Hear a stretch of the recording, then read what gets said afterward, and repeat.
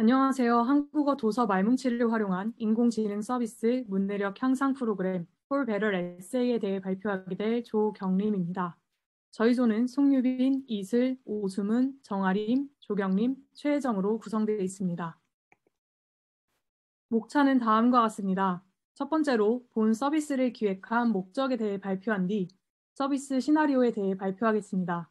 이후 데이터 수집 및 전처리 방법과 사용 기술 및 코드, 그리고 서비스 제작과 서비스 기대 효과에 대해 순차적으로 발표하겠습니다. 첫 번째는 서비스 기획 목적입니다. 최근 인터넷 사용 발달과 다양한 매체를 경험하는 어린 세대의 문해력이 저하되고 있다는 게 이슈가 되고 있습니다. 문해력이란 단순히 글자를 소리내어 읽는 것을 넘어 글의 의미를 파악해 이해하는 능력입니다.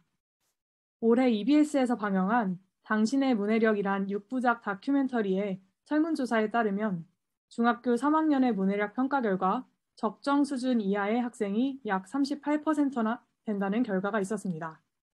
또한 3년마다 OECD 79개국 회원국의 만 15세 학생들을 대상으로 이루어지는 국제 학업 성취도 평가에서 젊은 세대의 문해력 저하 현상이 드러나기도 했습니다. 문해력의 저하는 교육, 사회 적응을 어려워한다는 결과로도 이어집니다. 뿐만 아니라 국제 성인 역량조사에 따르면 문해력이 상위인 사람은 하위인 사람보다 평균 시급도 높으며 문해력이 낮은 사람은 실업자가 될 확률이 2배 이상 높다는 결과도 있습니다. 저희는 이러한 문제의식들에서 출발하여 문해력 향상을 위해 문서 요약 연습을 할 수 있는 서비스를 제공하고자 하였습니다. 문서 요약은 논술을 포함한 글쓰기 학습 및 독해 학습에서 가장 자주 사용하는 학습 방법 중 하나로 글을 얼마나 잘 읽었는지 평가할 수 있는 학습 방법 중 하나입니다. 본 서비스의 타겟으로 중고등학생을 설정하고 서비스의 목적으로 독해 및 학습 능력 향상을 이끌어내고자 하였습니다. 다음은 서비스 시나리오입니다. 본 서비스의 구체적인 시나리오는 다음과 같습니다. 프로그램의 전체적인 시나리오를 구성한 뒤 데이터를 구축하였습니다. 이후 파인 튜닝을 통해 데이터를 이용한 문서 요약 학습을 진행하고 웹 서비스를 구현하였습니다. 구현된 웹 서비스의 이용의 시나리오는 다음과 같습니다. 뒤에 이미지를 통해 자세히 설명드리겠습니다. 다음과 같이 구현한 웹페이지에서 한국어 도서 말뭉치에서 특정 길이의 독해 지문을 제공합니다. 그리고 주어진 지문을 읽은 사용자가 생각하는 답안을 200자 이내로 입력하도록 제공합니다. 이후 ET5를 통해 학습된 모델이 기계 요약문을 생성해주면 사용자가 입력한 요약문과 기계가 요약한 요약문을 버트 스코어로 비교 평가하여 정확도를 출력합니다. 0.8 이상이면 perfect, 0.9 이상, 0.8 미만이면 great, 0.4 이상, 0.6 미만이면 good, 0.4 미만이면 try again이라는 값이 뜨도록 하였습니다. 더 자세한 내용은 발표 마지막 시연 영상에서 보여드리도록 하겠습니다. 다음은 데이터 수집 및 전처리에 대해 발표하겠습니다. 우선 저희가 사용한 데이터에 대해 설명하도록 하겠습니다. 본 서비스는 웅진 북센이라는 도서 유통회사에서 개최한 2021년 한국어 도서 말뭉치를 활용한 인공지능 서비스 공모전에서 제공된 데이터를 사용하였습니다. 해당 공모전은 대규모의 한국어 빅데이터를 활용한 인공지능 서비스 및 한글, 한국어 활용 및 학습 관련 소프트웨어를 만드는 것을 과제로 공지했고 저희 조도 이 과제에 맞춰 프로그램을 개발했습니다. 공모전 데이터뿐만 아니라 AI 허브의 개방 데이터에서 문서 요약 텍스트를 활용하여 모델링 및 서비스 구현을 진행하였습니다. 텍스트의 형식은 각 300자에서 1,000자로 이루어진 문단 20만 건과 각각의 문단에 대한 요약문 20만 건으로 이루어져 있습니다. AI 허브와 공모전 데이터는 모두 JSON 파일로 제공된 데이터의 예시는 다음과 같습니다. AI 허브 데이터에서는 말뭉치에 대한 설명과 문단, 그리고 문단에 대한 요약문인 서머리가 있는 것을 확인할 수 있습니다. 웅진 북센의 공모전 데이터는 마찬가지로 말뭉치에 대한 여러 설명과 문단이 제공된 것을 확인할 수 있습니다. 공모전 데이터의 경우 서머리는 제공되지 않았기 때문에 모델링 부분에서는 사용하지 않고 서비스 구현 단계에서만 사용하였습니다. 데이터 수집 및 전처리 플로우는 다음과 같습니다. 앞서 설명드렸듯이 AI 허브와 공모전 데이터 모두 저희가 필요한 데이터의 내용 외의 것들이 함께 포함된 JSON 파일 형식이었으므로 JSON에서 CSV로 변환하여 모델링을 진행했습니다. 또 공모전 데이터의 경우 문단이 아닌 문장별로 저장돼 있어서 이를 문단별로 묶었습니다. 이후 난이도를 고려한 서비스 구현을 위해 칼럼을 생성하여 400자에서 600자 사이의 문단은 레벨 1로, 600자 이상의 문단은 레벨 2로 설정하였습니다. 그 후 AI 말뭉치와 웅진 공모전 말뭉치를 카테고리를 고려하여 병합하였습니다. 추후에 서비스 구현 시 빠른 구동 속도를 위해 CSV를 DB로 변환하는 작업을 진행했습니다. 최종적인 데이터셋의 분류와 개수는 다음과 같습니다. 분류는 총 4가지를 기준으로 하였으며 이 기준은 AI 허브 데이터의 분류 기준으로 따랐습니다. 다음은 사용 기술에 대해 발표하도록 하겠습니다. 이 챕터의 흐름은 다음과 같습니다. 우선 트랜스포머에 대해 설명한 후 T5를 간략히 설명하고 저희가 사용한 ET5 및 코드에 대해 설명해 드리도록 하겠습니다. 저희가 사용한 T5는 트랜스포머를 기반으로 한 모델입니다. 트랜스포머는 2017년 구글이 발표한 논문인 Attention is all you need 에서 나온 모델로 기존의 시퀀스 투 시퀀스 구조인 인코더, 디코더 구조를 따르면서도 어텐션만으로 구현한 모델이며 RNN을 사용하지 않음에도 RNN보다 우수한 성능을 보이는 언어 모델입니다. 트랜스포머의 간략한 특징은 다음과 같습니다. 첫째, 포지셔널 인코딩입니다. 단어를 순차적으로 받는 방식이 아닌 각 단어의 임베딩 벡터의 위치 정보들을 더하여 모델의 입력으로 사용합니다. 둘째, 셀프 어텐션입니다. 인코더에 들어온 입력은 셀프 어텐션 레이어를 지나며 이때 한 문장 속에서 특정 토큰의 전체적인 의미를 가진 값을 도출합니다. 예를 들어 I study at school에서 I의 전체적인 의미를 갖는 값을 도출합니다. 셋째, 마스크드 셀프 어텐션입니다. 타깃 단어 뒤에 위치한 단어는 셀프 어텐션에 영향을 주지 않도록 마스킹 처리를 해 가립니다. 예를 들어 I study at school이라는 토큰에서 I study란 단어 이후에 올 말을 예측할 때 뒤에 단어를 마스킹합니다. 다음은 저희가 사용한 언어 모델 ET5의 기반이 되는 T5에 대해 설명하도록 하겠습니다. T5는 Text to Text Transfer Transformer입니다. Text to Text란 텍스트 형태의 문제를 텍스트로 출력하는 것입니다. T5는 동일한 모델, 손실함수, 하이퍼 파라미터 등을 여러 가지 NLP 태스크에 사용 가능하다는 특징이 있습니다. 또한 C4라는 대규모 사전 훈련 데이터셋을 사용하였으며 Pre-Training Objectives라는 방법을 통해 노이징된 인풋을 디노이징하여 단어를 예측합니다. 그리고 110억 개의 파라미터를 갖는 모델을 훈련하여 소타를 달성했습니다. 다음은 T5의 구조입니다. T5는 트랜스포머 기반의 모델이므로 인코더 디코더 구조입니다.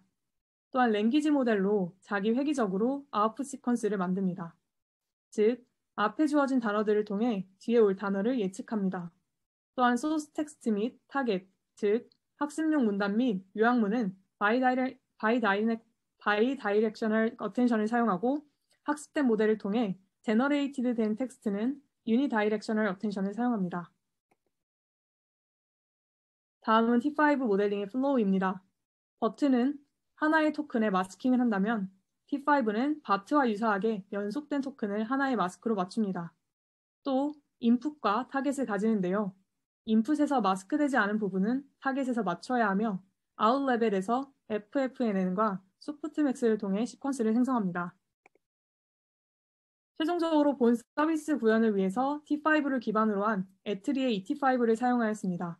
ET5는 대용량 원시 텍스트로부터 빈칸 단어열 맞추기와 다음 단어 맞추기를 동시에 사전 학습하여 언어 이해와 언어 생성 능력을 향상시킨 모델입니다. 또한 저희가 주로 사용할 문서 요약을 포함한 대표적인 한국어 처리 태스크 5종에서 평가 결과 비슷한 한국어 모델 중 최고 수준의 성능을 보인 모델입니다. 다음은 모델링을 위해 사용한 코드에 대해 발표하도록 하겠습니다. 우선 저희는 텍스트와 서머리로 이루어진 CSV를 데이터셋으로 불러와 학습을 진행하였습니다. 콜앱 환경에서 설치해야 할 라이브러리와 사용한 라이브러리들은 다음과 같습니다.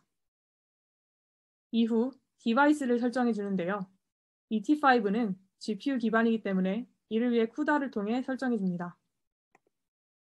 이후 학습용 데이터인 소스 텍스트와 타겟을 간단히 정제한 후 토큰화합니다. 그리고 학습과 검증을 거치는데요. 검증에서는 모델로 제너레이트한 요약문인 프레즈를 생성하여 이후 프레즈와 기존 요약문인 타겟은 버트스코어와 같은 비교 평가를 위해 사용합니다. 다음은 최종적인 모델을 작동시키기 위한 사용자 함수로 학습과 검증용 데이터셋과 데이터 로더를 나눕니다. 이렇게 학습시킨 모델을 저장하여 검증을 진행하고 모델이 학습을 통해 만든 요약문 모음을 CSV 파일로 저장합니다. 다음은 모델의 학습 파라미터 및 학습 방식입니다. 모델 학습을 위해 배치 사이즈는 2로 에폭스는 3으로 모델링을 진행했습니다. 또 모델 생성 요약문을 만들기 위해서는 모델을 제너레이트 해야 하는데요. 이때의 파라미터는 중간에 있는 표와 같습니다. 학습 데이터와 검증 데이터는 8대2로 나누어 모델링을 진행했습니다. 학습 방식은 모든 데이터를 한 번에 학습시킨 것이 아니라 데이터를 소량으로 나누어 진행했고 분야별로 소량으로 학습시켜 총 2만 1000개의 데이터를 축적하여 학습하였습니다. 다음은 평가 모델입니다.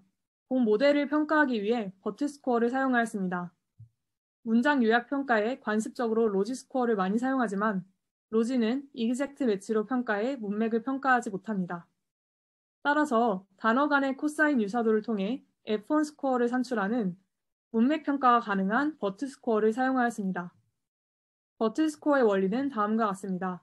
3조 문장과 모델이 생성한 문장을 컨텍츄얼 임베딩을 하여 코사인 유사도를 구합니다. 이후 그리디 매칭을 통해 가장 높은 유사도를 가진 벡터를 뽑아 F1 스코어를 구합니다. 이렇게 저희가 최종적으로 만든 모델의 버트 스코어는 0.8391이었습니다. 왼쪽은 저희가 사용한 버트 스코어 코드입니다. 다음은 서비스 제작 부분입니다. 저희는 웹을 통해 서비스를 구현하고자 했습니다. 서비스 제작에 사용한 툴과 언어에 대해 간략히 소개하고 넘어가도록 하겠습니다. 웹 구현을 위해 HTML 및 CSS를 사용하였습니다. 또한 피그마라는 웹브라우저 기반의 디자인 툴을 이용해 동시적으로 페이지의 디자인 작업을 진행했습니다. 마지막으로 저희가 개발한 모델 및 파이썬 코드와 HTML 코드를 플라스크 라이브러리를 통해 연결했습니다. 다음은 웹 서비스 대시보드입니다. 메인 화면에서는 4가지의 주제를 선택할 수 있도록 합니다. 아래의 실력 업을 선택하면 심화 버전을 학습할 수 있습니다.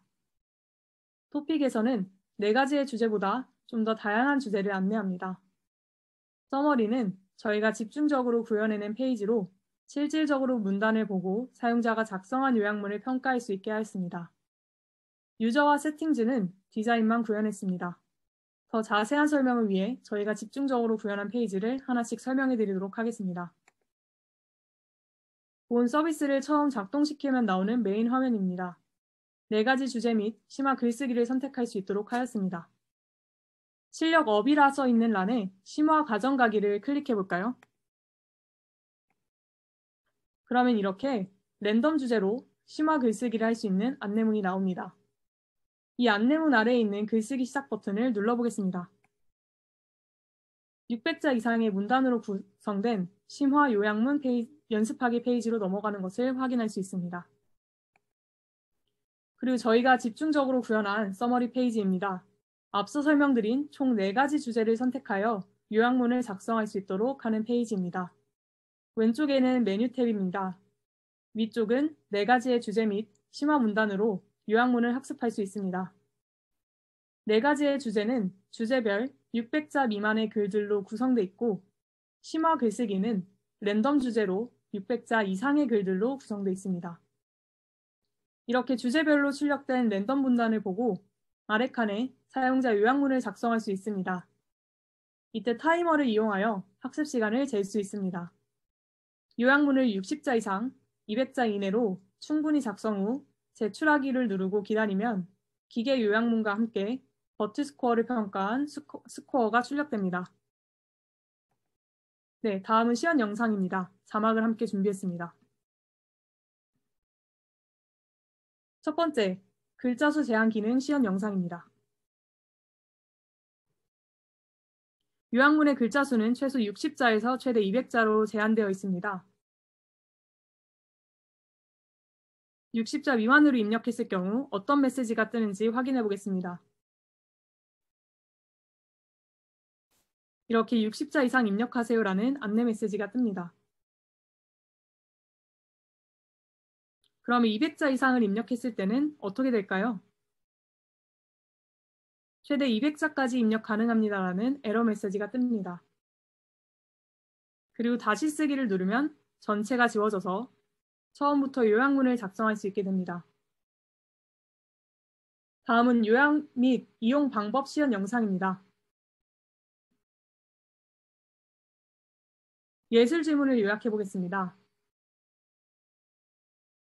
지문을 읽는 시간까지 재기 위해 타이머를 시작시키고 지문을 한번 함께 읽어보도록 하겠습니다. 창작 기술은 크게 공통 기반 기술, 기획 기술, 시나리오 기술로 분류되어 전개되고 있다. 공통 기반 기술은 기획 기술과 시나리오 기술의 양 영역에서 공통으로 필요로 하는 하위 구성 기술로 정의될 수 있다.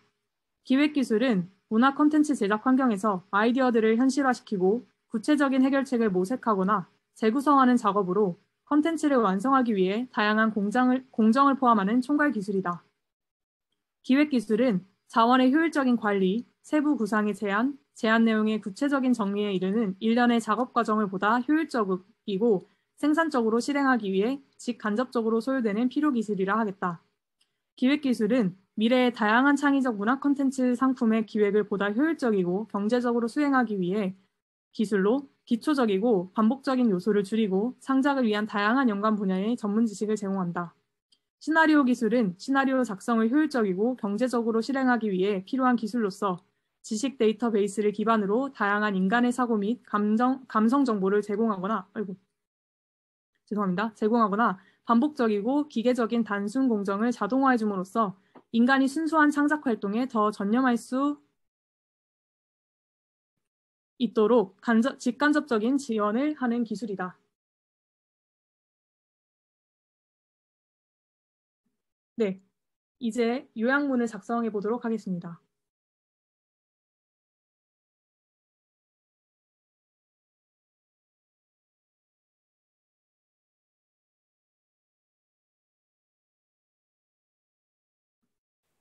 작성된 요약문을 읽어보겠습니다. 창작 기술은 공통 기반 기술, 기획 기술, 시나리오 기술로 분류된다. 기획 기술은 아이디어를 현실화하고 콘텐츠를 완성시키는 총괄 기술이며 시나리오 기술은 시나리오 작성을 효율적이고 경제적으로 실행하기 위해 필요한 기술이다. 공통 기반 기술은 시나리오 기술과 기획 기술 두 영역이 공통으로 요하는 하위 구성 기술이다.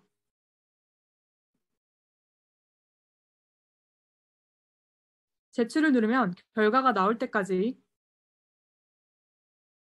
제출 후 잠시만 기다려주세요라는 안내가 뜹니다.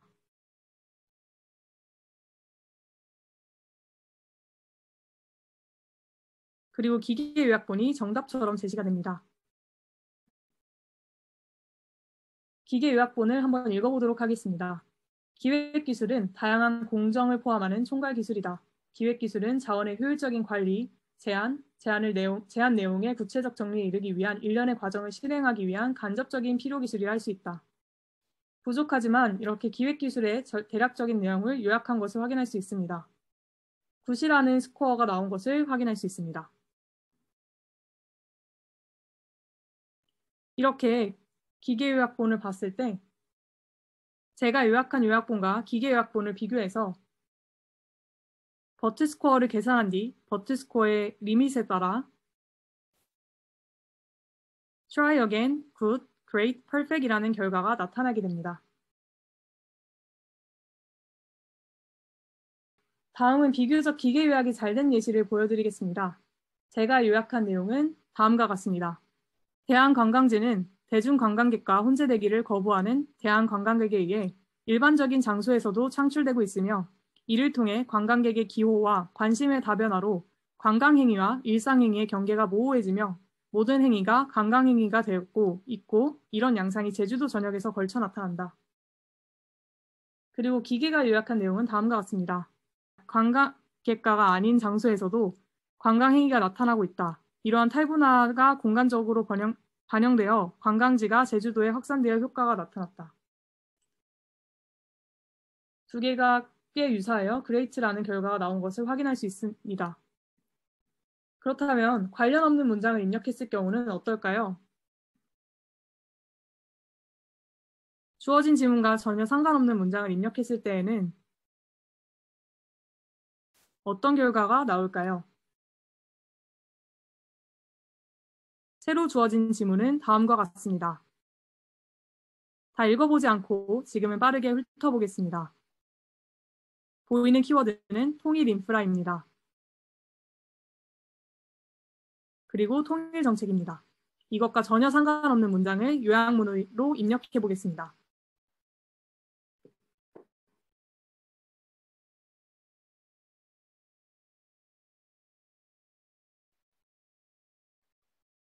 통일과는 전혀 상관없는 문장을 넣었습니다. 연관이 없기 때문에 버트 스코어가 낮아서 try again이라는 결과가 나왔습니다. 이상 시연 영상은 여기까지입니다. 다음은 서비스 개선 계획입니다. 기술 파트와 관련해서 크게 두 가지 과제가 있습니다. 첫째는 모델의 정확도 향상이고 둘째는 고객 서비스 속도 개선입니다. 앞선 시연 영상에서 알 수 있듯 모델이 기계 요약을 웹에서 진행하는 것에 약간의 로딩이 걸림을 확인할 수 있었고 이를 개선할 예정입니다. 서비스 파트에서의 개선 사항은 다음과 같습니다. 첫째, 주제 카테고리의 다양화 세분화입니다. 둘째, 타겟의 다양성을 위한 난이도 세분화입니다. 셋째, 웹과 앱 구현 및 연동을 통한 접근성 향상입니다. 그리고 마지막으로 학습 기록을 볼 수 있는 페이지 추가입니다. 다음은 기대 효과입니다. 저희가 생각한 기대 효과는 총 4가지입니다. 첫 번째, 문해력 상승입니다. 문해력 상승으로 언어뿐 아니라 다양한 분야의 학습 능력 향상이 기대됩니다. 두 번째, 자기주도 학습의 기능입니다. AI를 이용한 학습 프로그램으로 따로 선생님을 만나는 시간을 낼 필요 없이 원하는 때에 학습이 가능합니다. 세 번째, 논술 및 글쓰기 실력의 향상입니다. 핵심 문장을 찾는 연습을 하며 독해 능력뿐만 아니라 문장을 구성하는 능력도 향상될 수 있습니다. 마지막, 기대 효과는 정보 신뢰성 판단력 향상입니다. 문해력이 높아지면 주어진 정보에 대해 신뢰도를 판단할 수 있는 능력이 향상될 것으로 기대됩니다. 마지막으로 팀원 소개입니다. 저는 팀장 및 발표를 맡은 조경림이고 본 서비스 기획 및 구현에 정아림, 이슬, 송유빈, 오수문, 최혜정 팀원들 모두가 함께 참여하였습니다. 이상 발표 마치도록 하겠습니다. 감사합니다.